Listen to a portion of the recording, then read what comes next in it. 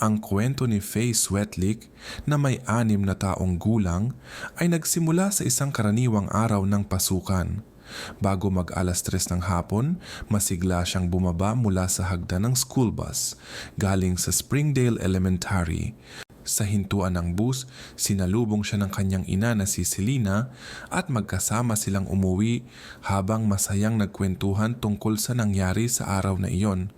Si Faye ay isang natatanging bata, masayahin, may likas na kakayahang magpatawa at laging puno ng enerhiya. Malambing siyang tinatawag ni Selena bilang kanyang mahikang diwata na laging naghahanap ng bagong pakikipagsapalaran at kasiyahan. May kakaibang katangian si Faye, marunong siyang humanga sa mga simpleng bagay at gustong ibahagi ang tuwang iyon sa ibang tao. Kaya niyang huminto sa gitna ng daan para lang purihin ang isang hindi kakilala tulad ng pagbati sa ayos ng buhok o pagpuna kung bagay ang kulay ng damit.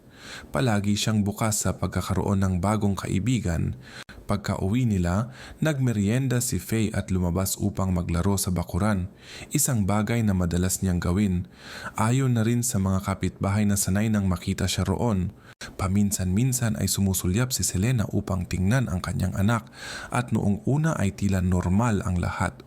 Isa sa mga kapitbahay ang nagsabing nakita si Faye malapit sa bakod sa pagitan ng kanilang bakuran at tindahan ng auto parts na Napa bandang 4:00 ng hapon. Bandang 3:45, muling lumabas si Selena upang tingnan ang kanyang anak, ngunit wala na si Faye sa bakuran.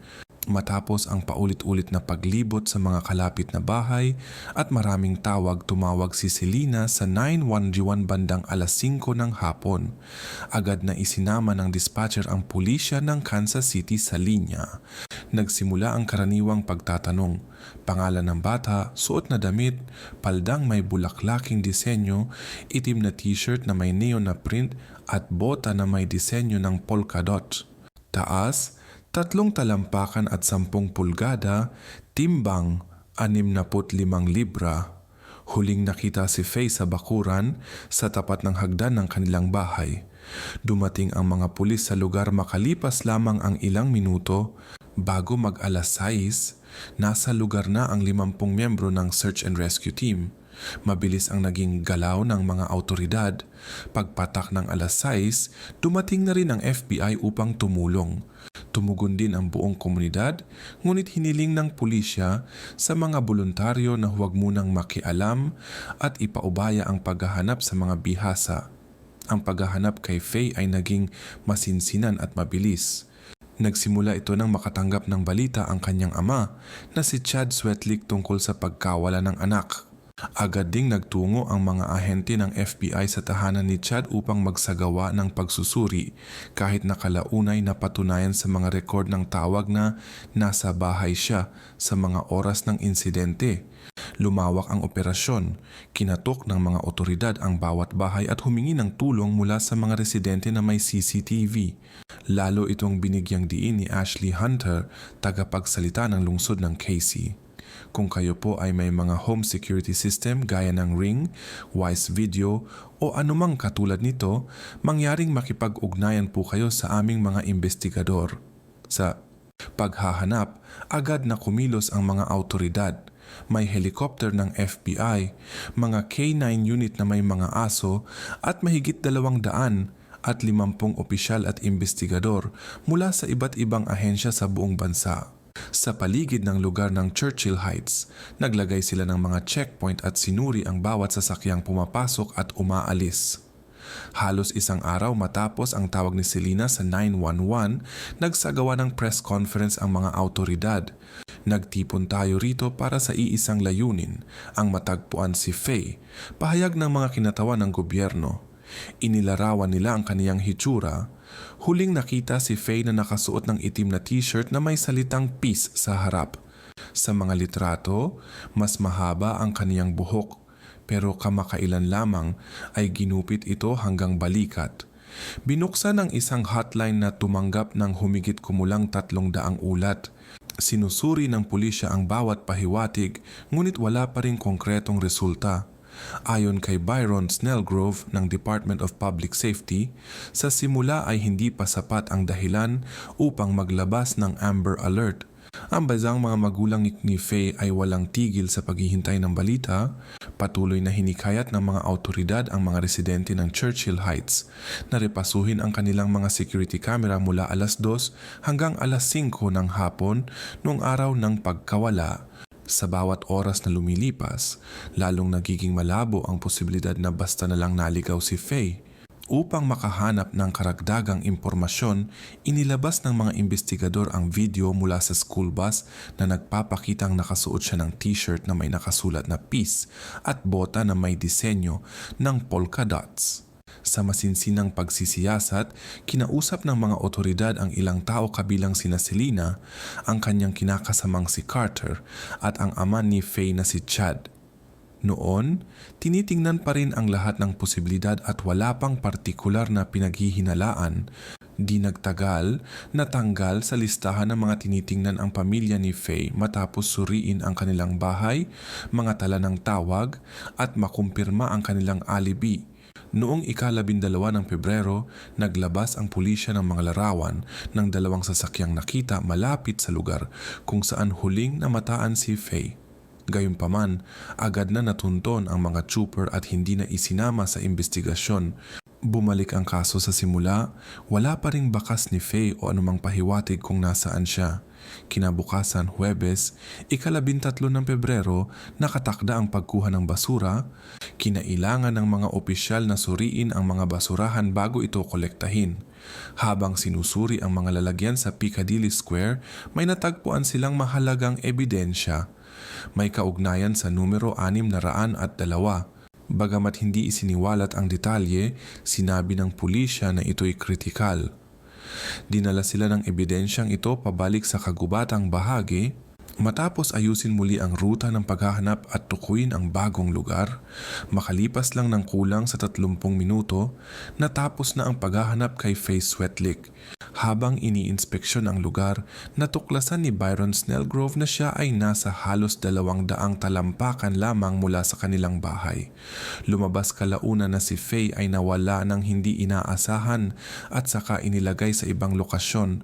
Ilang sandali matapos ang pagtuklas na ito, muling pinapunta ang mga opisyal sa Piccadilly Square.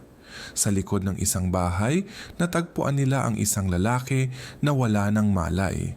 Hindi agad ibinunyag ang kanyang pagkakakilanlan, gayon din ang posibleng koneksyon sa parehong insidente. Mula noong umaga naming pagpupulong, may lumitaw na bagong impormasyon. Sa mabigat na damdamin naming ibinabalita na natagpuan na si Faye Marie Svetlik. Ngayon, itinuturing na itong isang kasong kriminal. Habang ang ating komunidad ay puspusang naghahanap kay Faye, nais naming agad ipabatid sa inyo ang balitang ito. Sa ngayon, wala pang inaresto. Mahalaga ring tandaan na patuloy ang investigasyon at ginagawa namin ang lahat para maisulong ito. Ipinapaalam din namin na may natagpo ang lalaki sa lugar ng Churchill Heights na wala ng malay. Nagsisimula pa lamang ang investigasyon kaugnay nito. Sa kasalukuyan, naniniwala kaming wala namang banta sa kaligtasan ng mga residente. Habang may dumarating na bagong detalye, patuloy namin kayong i-update. Sa ngayon, hindi muna kami tatanggap ng mga tanong. Maraming salamat po sa inyong pag-unawa. Matapos matagpuan si Faye, nagsimulang magdala ng mga bulaklak at laruan ang mga tao at ang bigat ng pangyayari ay ramdam ng marami.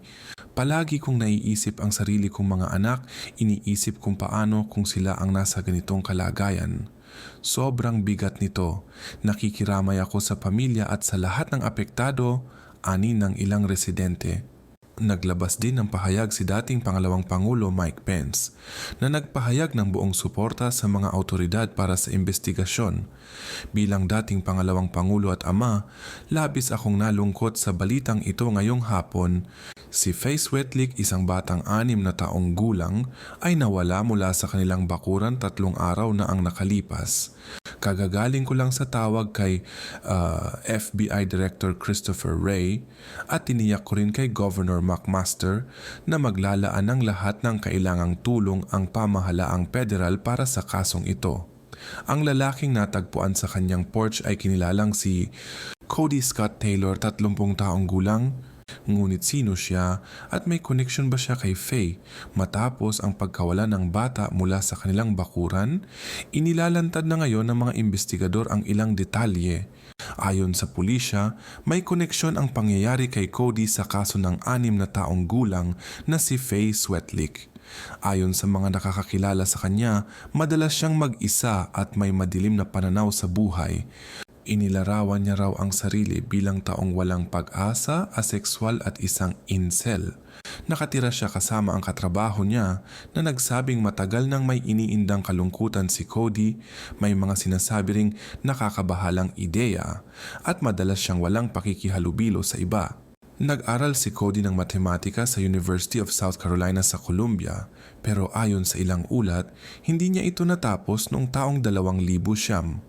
Bukod sa ilang paglabag sa trapiko, wala siyang ibang record sa batas. Madalas siyang magpalit ng trabaho at noong panahong iyon ay nagtatrabaho sa Wingstop kasama ang kanyang kasamang nangungupahan. Matapos matagpuan si Cody, sinimulan na ng pulisya ang pagbuo ng buong kwento. Kahit wala pang malinaw na connection kay Faye, may mga mahalagang ebidensya na nakita sa isang basurahan malapit sa kanyang bahay. Hinala ng mga investigador, si Cody ang kumuha sa bata mula sa bakuran, ngunit nananatiling hindi pa rin malinaw ang buong pangyayari. Ayon sa teorya ng mga autoridad, nangyari ito ilang oras matapos siyang mawala at 2 araw na hindi nahanap ng pulisya ang anumang palatandaan kahit 2 beses nang siniyasat ang apartment. Noong ika-12 ng Pebrero, nagsagawa ng paghahanap ang pulisya sa lugar at bumisita sa bahay kung saan nakatira si Cody at ang kanyang kapitbahay. Wala si Cody sa bahay, kaya't kinausap ng mga opisyal ang kapitbahay at sinuri ang paligid.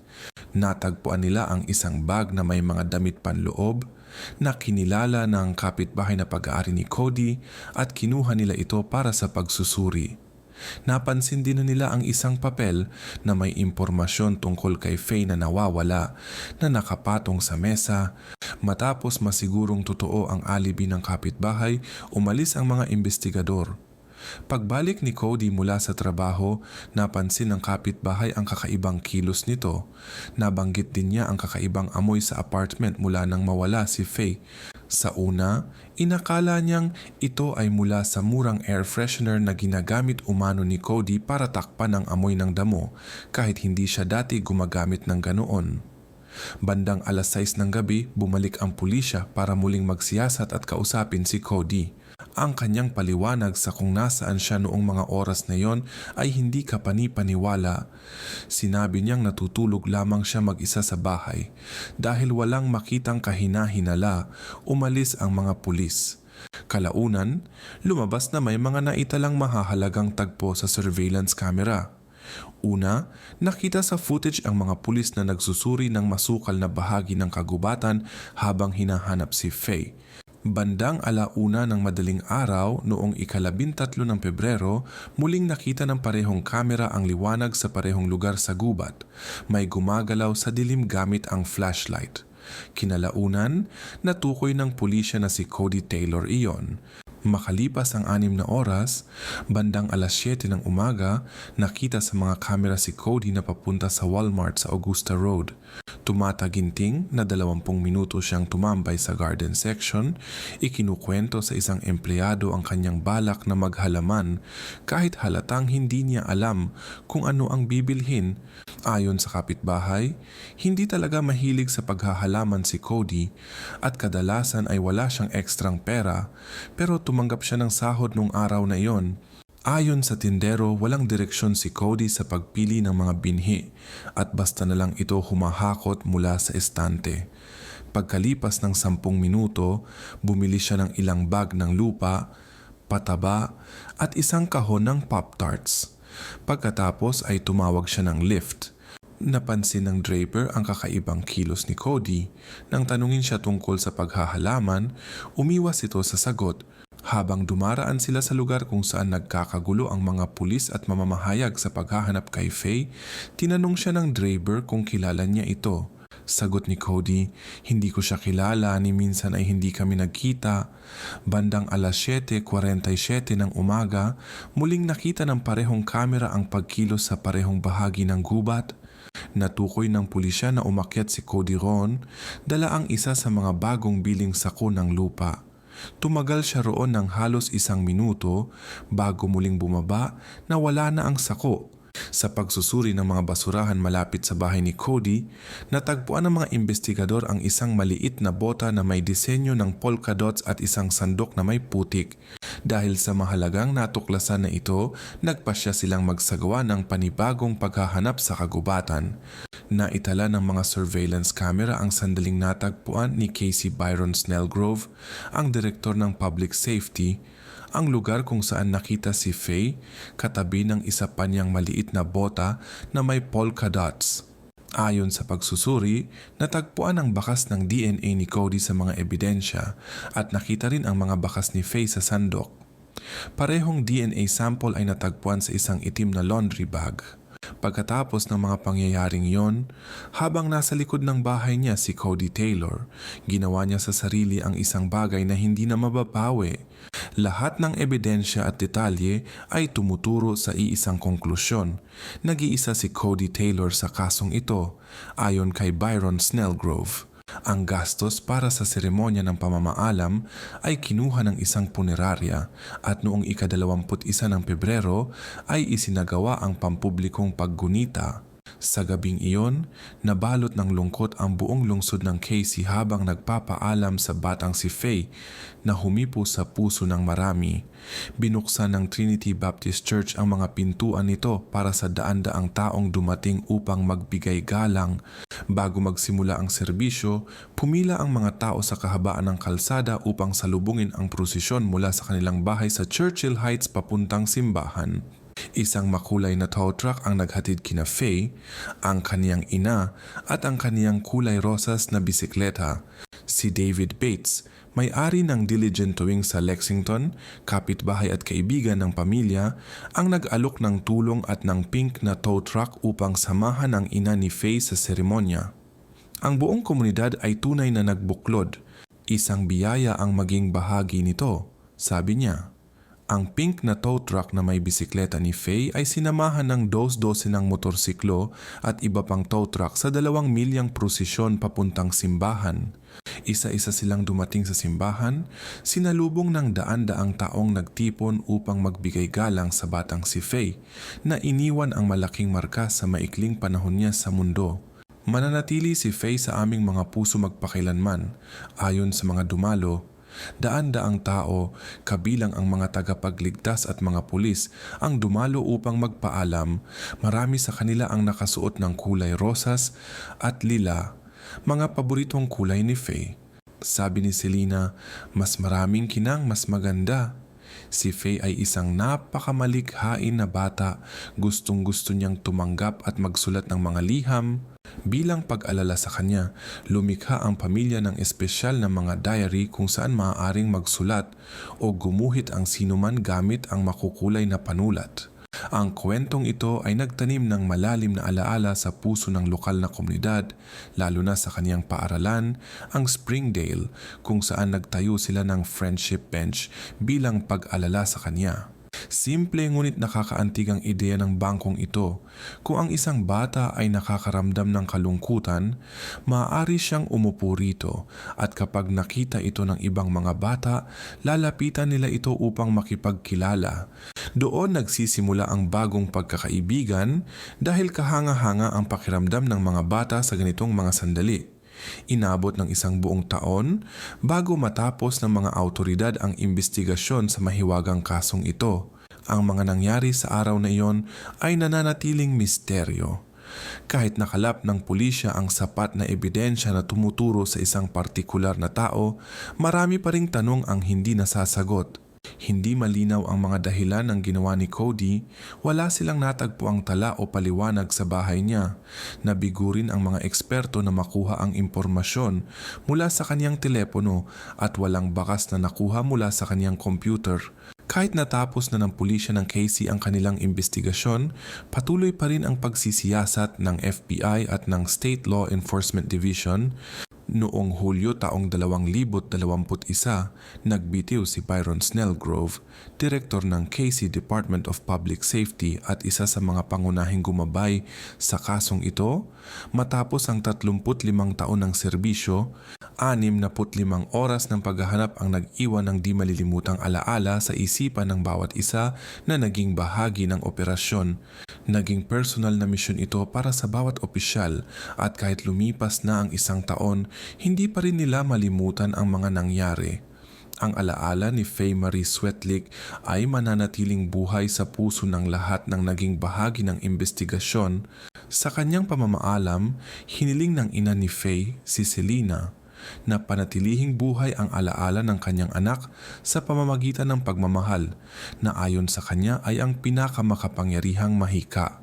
Hinimok niya ang lahat na maging katulad ni Faye, magpakita ng kabutihan, magbigay ng papuri kahit sa mga hindi kilala, sumayaw sa ulan, huminto para amuyin ang mga bulaklak at magbigay ng kaunting dagdag na pagmamahal sa bawat taong makakasalubong.